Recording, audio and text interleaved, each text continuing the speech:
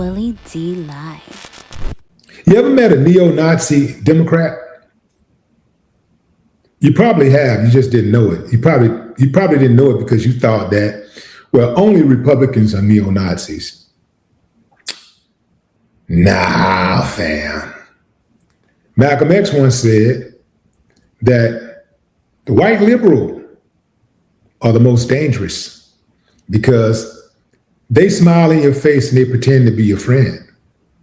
Now, to my good white people out there, shoe fit wear. This is a shoe fit wear conversation, comment. This is shoe fit wear. If it don't apply, let it fly. But you know what I'm talking about because some of y'all got white liberals in your families that are stone cold racist. You know it. I know it. I know. See, I know. I've been around. I know. So anyway, fam, this guy swear to God that he's not a racist. He's running for Senate in Maine, and he was called out for his racist views or his racist antics. And he swears to God, I'm not a racist. Elect me. I'll be a good Democrat for you. Just get me in there and let me prove to you that I'm not a racist. Check it out. In Maine, a high-stakes Senate race is heating up, causing drama for Democrats, now with an extra twist of Nazi symbolism. My name is Graham Plattner, and I'm running for U.S. Senate in Maine. Democratic candidate Graham Plattner running to unseat longtime Republican Senator Susan Collins, under fire for a controversial tattoo on his chest, a skull and crossbones symbol historically associated with the Nazis. I am not a secret Nazi. The oyster farmer and military vet saying he got the tattoo in 2007 in an interview on the left-leaning Pod Save America podcast this week, saying he was not aware of the symbol's history when he chose it on a night of drinking while serving in the U.S. Marines. In a statement, Plattner telling NBC News in part, "It was not until I started hearing from reporters and D.C. insiders that I realized this tattoo resembled a Nazi symbol. I absolutely would not have gone through life having this on my chest if I knew that." On Wednesday, Plattner posting a video on social media showing he got the tattoo covered up. Despite the backlash, some big-name Dems standing behind him. Impressed that media is so concerned about the tattoo. Senator Bernie Sanders defending his endorsement of Plattner and bristling when I asked him this. Do you think it's necessary that he gets it removed or covered up? Look, we are dealing with a collapsing healthcare system, and you were asking me about whether or not a guy should get a tattoo removed? Sorry. Do you think that scandals are no longer the death sentence that they used to be in political campaigns? They seem not to be. And that seems to be the biggest difference in this Trump era, with candidates refusing to bow out because they think that they can get beyond this scandal. And many times they're proven right and voters are willing to forgive them. Well. So check this out, family. First and foremost, let me just talk about Bernie for a moment. I don't trust Bernie Sanders. And here's one of the biggest reasons why. Bernie Sanders is against reparations for Black people. Bernie Sanders is like, well, how are we going to do it? How will we disperse to do it? It's better that we educate people and we help them get jobs and da-da-da. But when it came to Jewish people, he was for reparations. By the way, Sanders is a Jewish name, I do believe. But he was all for reparations for Jewish people, but he was totally against reparations for Black people. So it didn't make sense when Black people wanted it, but it made sense when Jewish people wanted it. He said that reparations only divides us. It's only going to divide us. Well, he wasn't concerned about reparations dividing us when they were stroking checks for the Jewish people. But now he's worried about reparations dividing us because it's for Black people's benefit. So Bernie Sanders is one of the biggest closet racists, in my opinion. He thinks he's going to be able to ride it all the way out that he marched with Dr. Martin Luther King. That don't mean nothing. There were also some racist police officers marching with Dr. Martin Luther King, although they had different intentions when they were marching.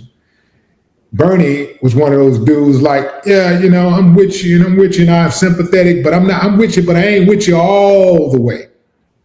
He's one of those type to me. So while he got some good ideas and all this kind of stuff, whatever, but when somebody tells me that they're totally against reparations, I'm already against them already. I don't want to hear nothing they got to say. I don't want to hear nothing they got to say. Reparations now, reparations tomorrow, reparations forever. How you gonna give reparations to every damn body but black people? Oh, everybody deserves reparations.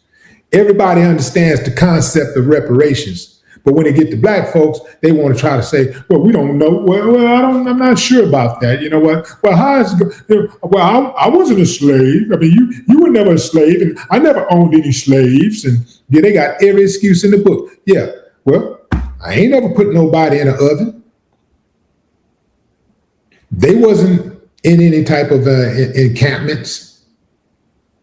But somehow, some way, they figured out to cut that check. To the Jewish community, to Jewish people, they stroke that check. But when it comes to black people, it's, well, I ain't never owned a slave. Well, you never was a slave. Well, all they're gonna do is take the money and blow it, and doesn't matter if you give them $1 million, they're gonna be broke. Do you really think they care about us being broke overnight? They would like just to get rid of the conversation. They would love to give us $1 million a piece and watch us give it right back to them. If that was really the case, they would actually be advocating. If they really thought that was the case, if they really thought all black people were going to really do that, they would all the way be for it because they would benefit from it. And they could finally get over the reparations argument, right? So we know that ain't the reason why they say what they say. They don't want to see black people come up. They know, yeah, obviously, whether you black or any other color, if you ain't used to having money and somebody give you a boatload of money, you probably gonna blow it. But there's gonna be a number of black people who gonna take that money and build generational wealth. And that is what they do not want to happen. They do not want to see that happen. That's why they're against it more than any reason. That's why the 40 acres and the mule was never given. That's why. Yeah. That's what they don't like about it. Now let's get into Buddy. Let's get into Graham Plattner. Graham think he's slick. How are you in the military?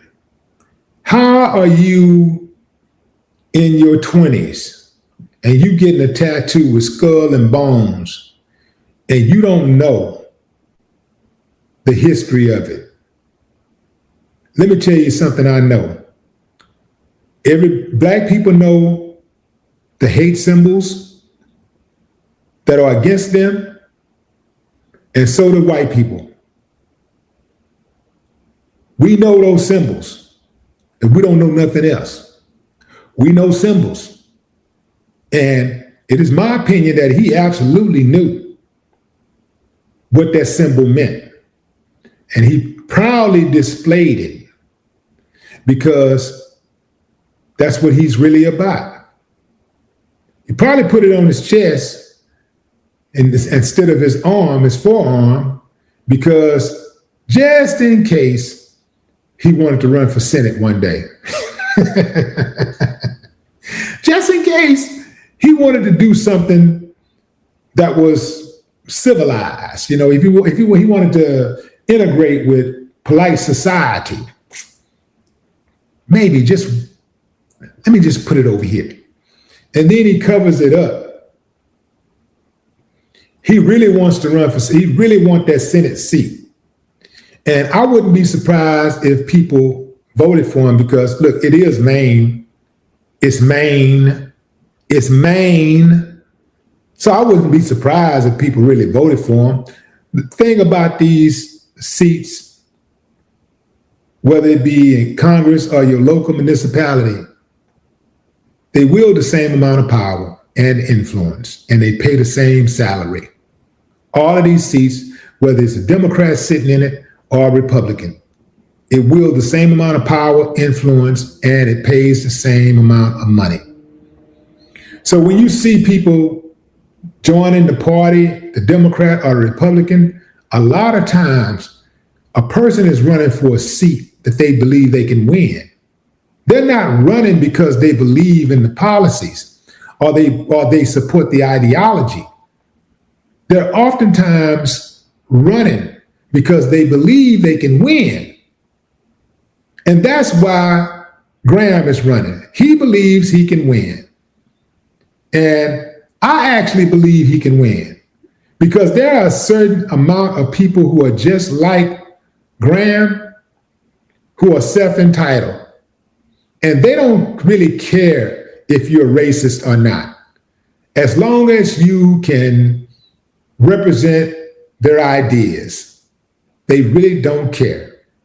That's how you get the uncivilized mud chick who raised over $100,000 when she, let me see, what was that? The uncivilized mutt, Karen, yeah. She raised over $100,000. She worked at Cinnabon. She raised over $100,000. She raised over $100,000 because there are uncivilized mutts like her who are sympathetic towards her or empathetic towards her, who donated because they see themselves in her. They saw her in them. And they need white folks who are racist to be cleared. They need to make sure that they're okay. They're going to be okay. Look, you're going to be all right. It's a lot of us. We got your back. We understand. Sometimes you just got to let that N-word fire off. You got to just get it out of you. You got to just let it go. So we understand. So take that. They're going to give you some money. They give her the money also because if they ever find themselves in that situation, they want people to donate to them. So they're teaching each other how to be on code.